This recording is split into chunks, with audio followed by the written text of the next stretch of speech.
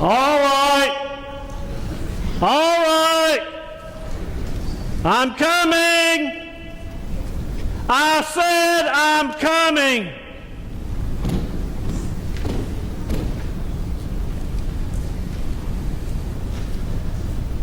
For the umpteenth time today, I have no rooms.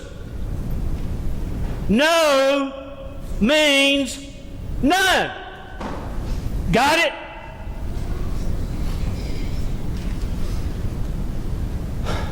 I have a splitting headache, but I have no rooms. What part of that do you not understand?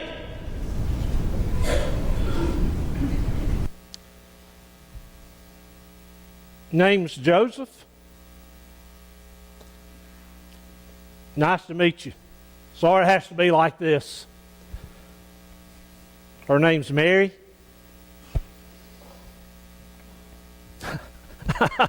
You've come a long way. Everybody in town's come a long way. Came all the way from Nazareth? I know that road. Been down that way many times. You've traveled 100 miles?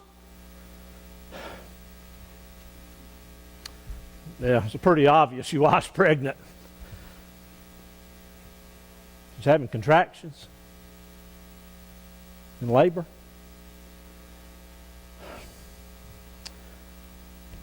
Barn's out back. That's all I got. But it's dry. Plenty of hay.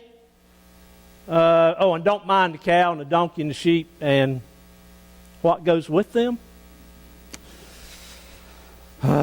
What a day. What a day. Caesar and his census. Bethlehem is Bedlam. Wall-to-wall people. Caesar Augustus and his census. Caesar Augustus. The ruler of the Roman world. The most powerful man on earth. Some call him reverend, some call him divine. I call him crazy. An imbecile. But don't tell anybody they'd have my head. Born Gaius Octavius, the great nephew of Julius Caesar. But Julius Caesar adopted him as his son and heir to the throne. And when Julius Caesar was assassinated, Caesar Augustus to be politicked and he maneuvered until finally the Roman Senate called him Caesar Augustus, while his kingdom stretches from all over the Mediterranean world and westward to Britain and eastward to Asia. Oh, he's done some good things.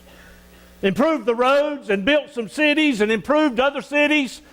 Why, they say of Caesar Augustus that he took the red brick of Rome and turned it into marble. He is the most powerful man on earth.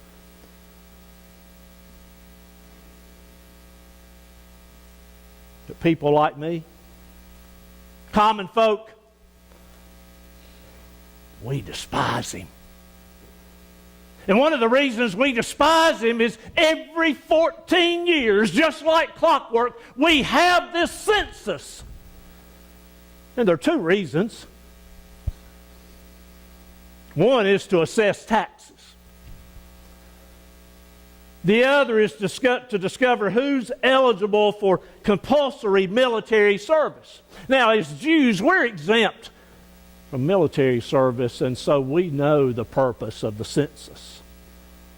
Taxes, taxes, taxes, taxes. I don't know how much more we can stand. We can barely make it now. And everybody has to return to his hometown. His ancestral home, if you will. His place of origin, his place of birth. That's why all these people are in Bethlehem tonight. That's why this place is madness. Everybody has to return home to sign up for the census. Good for the pocketbook, but it gives me a headache. Ah! What a day. What a day. Joseph, Mary. That's why they're here. Joseph had to return to Bethlehem to sign up for the census. Oh, Bethlehem, been here all my life. It's a nice, quaint, quiet little town most of the time. Wonderful place to live and raise your family. Rich in history and rich soil. Rachel, Jacob's wife's buried here. Ruth is from here. Oh, about 15 miles that way. Hebron, the home of Abraham, Isaac, and Jacob, the patriarchs of our faith. Oh, and 10 miles that way, Gibeon, the place where Joshua made the sun stand still. Oh, what a day that was. Oh, and you might be interested, about 12 miles that way, the valley of Elah, where David killed Goliath. Oh, and 6 miles, 5-6 miles that way, Jerusalem, the magnificent capital of David and Solomon, and the place where Isaiah and Jeremiah ministered and told of God's age-long plan to deliver His people. Bethlehem, rich in history and rich soil. You see, Bethlehem means house of bread, city of David. Most of Palestine is desert, it's barren, it's wilderness, but not right here. Not right here. The soil is rich. Just look at the wheat swaying in the breeze. Wow. Look yonder at the groves of olives and figs. This place is fertile. We could use a few more loaves and some more olives and figs tonight with all these people in town. Bethlehem. Oh, and I've run this Bethlehem Inn for a while. How do you like my inn? My father before me and my grandfather before that. There's not much, but we make a living. We get by. Oh, you got just a minute? I'll show you around. Right here is the common courtyard. It's where people gather and they talk and laugh and cry together. You see the well? That's where we get our water. Of course, we have to water our animals. By the way, this is not a bed and breakfast. It's a bed. You bring your own food. You understand what I'm saying? Now, we do provide fodder for the animals. It would be hard to carry all that. But this is not a bed and breakfast. You bring your own food. We keep a fire going all the time. You can cook your food. And notice back here the cubicles. That's where people sleep. Not much. So you can take a load off. You can rest your weary bones. In fact, I think I'll do that right now. It's been quite a day. Things have quietened down a little bit.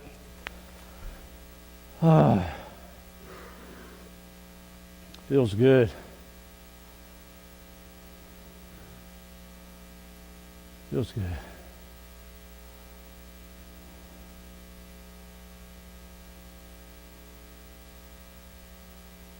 What is that?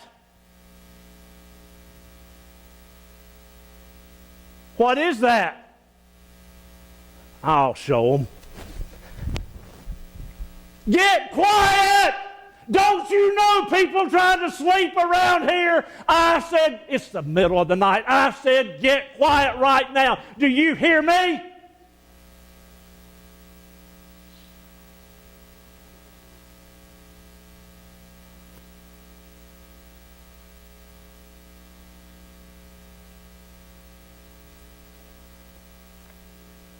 Shepherds. Shepherds running through the streets of Bethlehem. I've always said they were crazy too. I could use some other words for them. They stay out there on the Bethlehem hillside watching the sheep out in the night air, out in the sun, and sometimes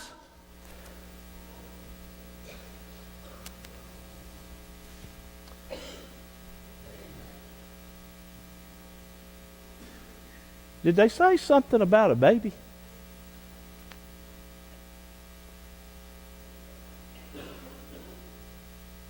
Savior of the world? Did they say something about good news, great joy for all people? Maybe I've been up too long.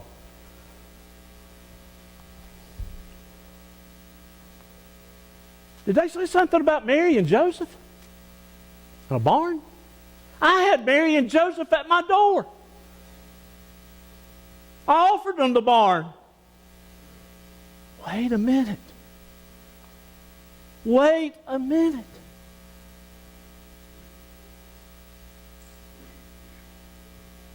Wait a minute. The old prophet Micah said, out of thee, Bethlehem, though thou be little among the thousands of Judah, will come one who will rule my people Israel. Out of you, Bethlehem, though you be little, among the thousands of Judah will come one who will rule my people Israel. And Isaiah said, for unto us a child is born, unto us a son is given, and the government will be upon his shoulders, and his name will be called Wonderful, Counselor, Mighty God, Everlasting Father, Prince of Peace. Could it be? Could it be that this one that we have looked for and waited for and longed for, could it be? I've got to go see. I've got to go to the barn.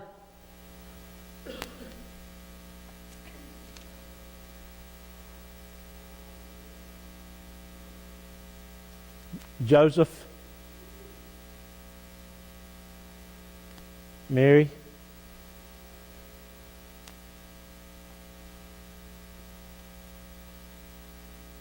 the baby. Congratulations. You found the manger. You found some straw. Good. Everybody okay? Good, good. You already had visitors? Shepherds? Somehow I knew that. Oh. And wise men came? And brought gifts? Gold? Frankincense? And myrrh? And they said they followed that star? Wow. Wow.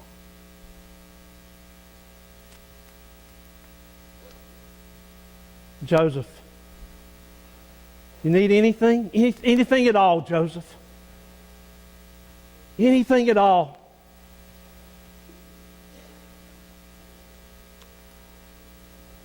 Joseph, I'm sorry about what happened a little while ago over there. It has been crazy and crowded and hectic, but I apologize. I do, Joseph. I apologize. Let me know if you need anything at all.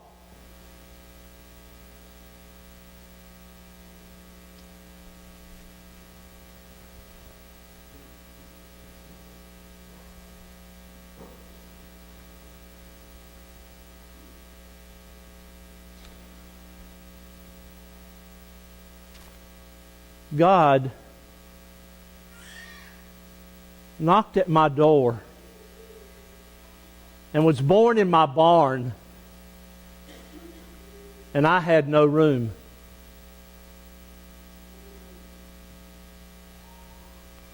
If I'm honest, that's been the story of my life.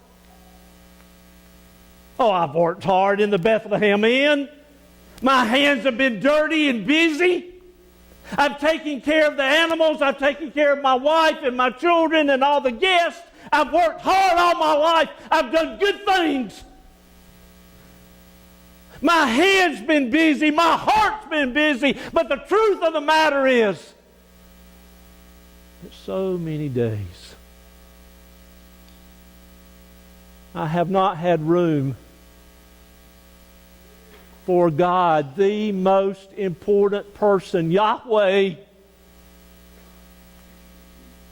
But that changes now. That changes now.